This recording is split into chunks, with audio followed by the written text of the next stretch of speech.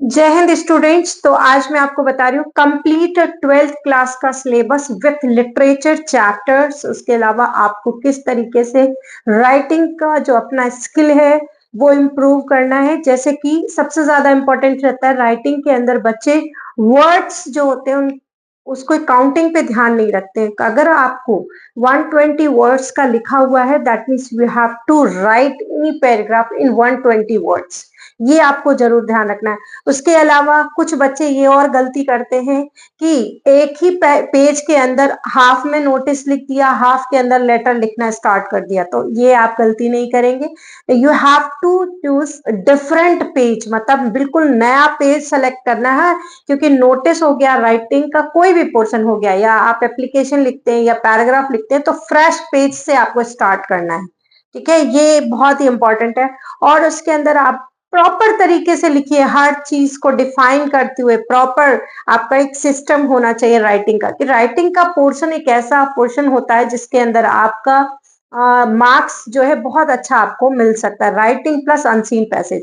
तो अगर आपको अनसीन पैसेज या राइटिंग की मेरी क्लास लेनी है तो आप लोग सभी बच्चे जो है मेरे चैनल को सब्सक्राइब कीजिएगा। उसके अलावा आप मेरे कोर्स को भी परचेज कर सकते हैं और डेली क्लासेस अटेंड कीजिए, जिससे कि इंग्लिश का आपका जो टेंशन है वो आप उससे फ्री हो जाएं। ठीक है, और बहुत ही सिंथेसाइज यानी बहुत ही कम समय में मैं आपका अच्छा स्कोरिंग पोर्शन जो इंग्लिश का है वो करवाऊंगी। उसके अलावा आपके इंग्लिश में बहुत अच्छे मार्क्स आ सकते हैं अगर आप मेरी डेली क्लासेस लेते हैं। ठीक है, और अगर आपको कोई क्वेरी होती है तो आप मुझे कांटेक्ट कीजिए और कमेंट कीजिए, मैं आपको सारी डिटेल्स क्लियर कर दूंगी।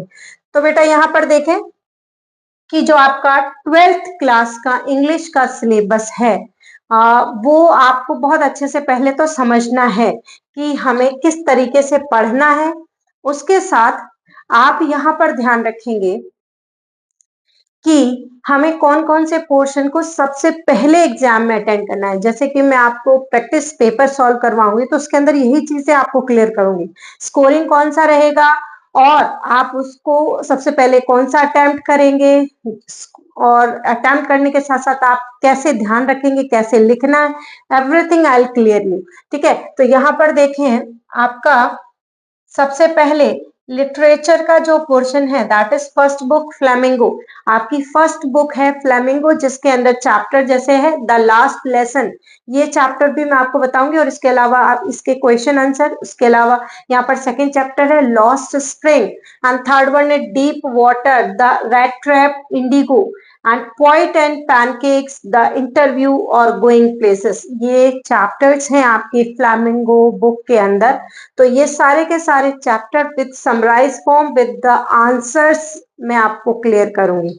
यहीं पर बात करें, पोइट्री का पोर्शन भी है आपके फ्लेमिंगो बुक के अंदर। पोइट्री है आपकी 5, my mother eight 66, keeping quiet, a thing of beauty, a road side stand. उसके अलावा आंट जेनिफर्स टाइगर। ये आपकी 5 पोएम्स हैं, तो इनको आपको मैं क्लियर करूंगी। उसके अलावा सेकंड बुक है हमारी जो विस्तास। विस्तास के अंदर आपके चैप्टर्स हैं फर्स्ट द थर्ड लेवल। ठीक है, बहुत ही अच्छा चैप्टर है third level, the tiger king, journey to the end of the earth, the enemy, on the face of a. और उसके अलावा 6 चैप्टर है मेमोरीज ऑफ चाइल्डहुड। ये जो चैप्टर्स हैं इनको आपको मैं पढ़ाऊंगी डिटेल के अंदर।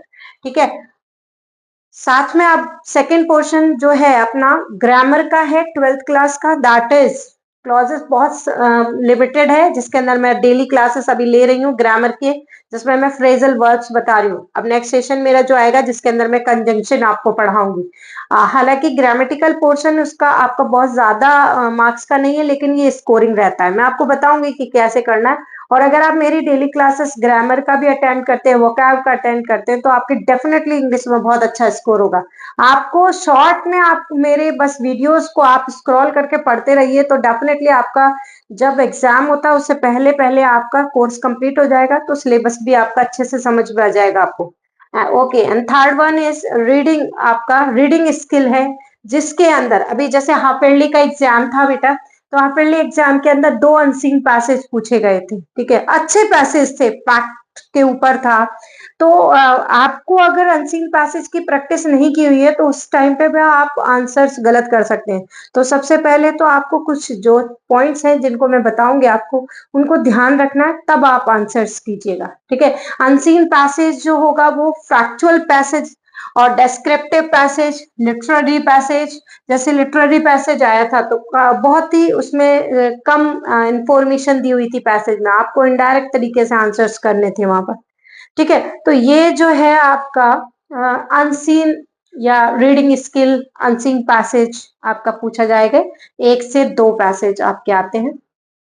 अब यहाँ बात करते हैं राइटिंग की।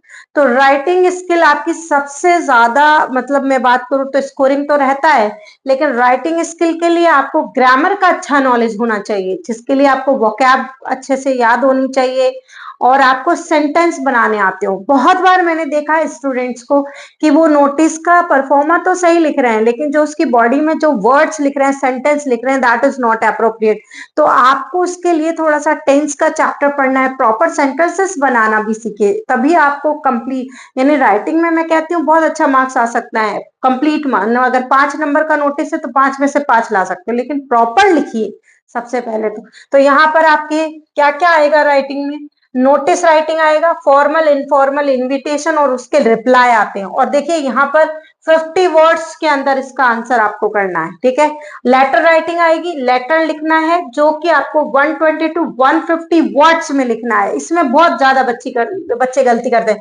उन्होंने क्या किया, जैसे लेटर में आपने ना एड्रेस लिख दिया, सेंडर रिसीवर का एड्रेस लिख दिया, उसके बाद है ना आपने डायरेक्ट सब्जेक्ट लिख दिया, बीच में बॉडी में कुछ लिखा नहीं हो, लास्ट में थैंक यू, और थैंक यू भी लिखने का तरीका इधर जा रहा है। तो आप सबसे पहले राइटिंग के अंदर परफॉर्मेंस चेक कीजिए। मैं इसकी क्लास लूंगी बेटा, प्रॉपर आपको कराऊंगी। मैंने आपको कहा है इंग्लिश की आपको टेंशन लेने की जरूरत नहीं है, बस आपको मेरी डेली क्लास अटेंड करनी है। बेल आइकन पे क्लिक कर दो, नोटिफिकेशन आपको मिल जाएगा। जैसे ही आपका जो नोटिफिकेशन आता है वैसे ही आप मेरी क्लास को जरूर चेक कीजिएगा, ठीक है। तो लेटर जो हो गया वो आपसे पूछा जाएगा। Letter type application for a job with biodata, है ना, रिज्यूमे के साथ में आपका एक लेटर आएगा। और लेटर टू एडिटर ये भी आपको जो है करना है। तो ये था आपका राइटिंग का पोर्शन बेटा, ध्यान रखना है। उसके अलावा आपको आर्टिकल लिखना आना चाहिए, आर्टिकल राइटिंग। अब उसके भी वर्ड्स पर ध्यान दें, यहाँ पर 120 टू 150 वर्ड्स, इसके लिए आपको प्रैक्टिस करनी होगी, मैं कराऊंगी। Based on verbal inputs and may be descriptive analytical in nature, ध्यान रखिएगा। और एक और आएगा report writing based on verbal input and may be descriptive analytical in nature. ये आपका पोर्शन रहेगा राइटिंग का। मैं कहती हूँ बहुत ही इजी सा है, जिसको आप आराम से कर सकते हैं, ठीक है बेटा। आई होप आपको 12th का प्रॉपर सिलेबस, देखिए आप पढ़ रहे हैं 12th में तो डेफिनेटली आपको सिलेबस तो ध्यान होगा। यहाँ पर मेरा बताने का जो एम था दैट इज कि हम कैसे करेंगे, और साथ में आपको अगर राइटिंग का पोर्शन है तो मैंने इतने वर्ड्स में इसको कंप्लीट करना है, ये ऐसे करना है, तो आपको करना है। रिस्तास हो गई, फ्लैमिंगो बुक हो गई, तो उसको आपने अगर अभी जैसे हाफिली एग्जाम्स हो चुके हैं तो डेफिनेटली आपका कोर्स पे हो गया, लेकिन अब एग्जाम में हमारे कितने अच्छे से स्कोर आने चाहिए चैप्टर्स पढ़ने के बाद भी आपको, मैं किस तरीके से आपको 1 मंथ में और कवर कराऊंगी, इसके ऊपर मुझे बात करनी है आपसे। इसीलिए मेरा ये जो सेशन था जिसके अंदर मैंने कंप्लीट आपको सिलेबस वापस बताया। चलिए जय हिंद स्टूडेंट्स, हम फिर मिलते हैं नेक्स्ट सेशन के अंदर। उसके अलावा मेरा जो चैप्टर है फ्रेजल वर्ब वो मैं पढ़ा रही हूँ, तो आप देखते रहिए। साथ साथ अब नेक्स्ट चैप्टर स्टार्ट करूंगी, दैट विल बी कंजंक्शन। और हम फ्रेजल वर्ब के कंप्लीट होने के बाद कंजंक्शन को खत्म होने के बाद मैं आपको लिटरेचर का पोर्शन भी स्टार्ट करूंगी। लिटरेचर प्लस हम बात करेंगे राइटिंग के। राइटिंग का जो मेरा सेशन आएगा वो एक लंबी क्लास आएगी, जो कि मेरे आपका जो हॉलीडेज होंगे उस ड्यूरेशन पे आएगी। तो आप राइटिंग के जो सेशन है मेरा वो जरूर अटेंड कीजिएगा। ओके स्टूडेंट्स, फिर मिलते हैं नेक्स्ट सेशन में।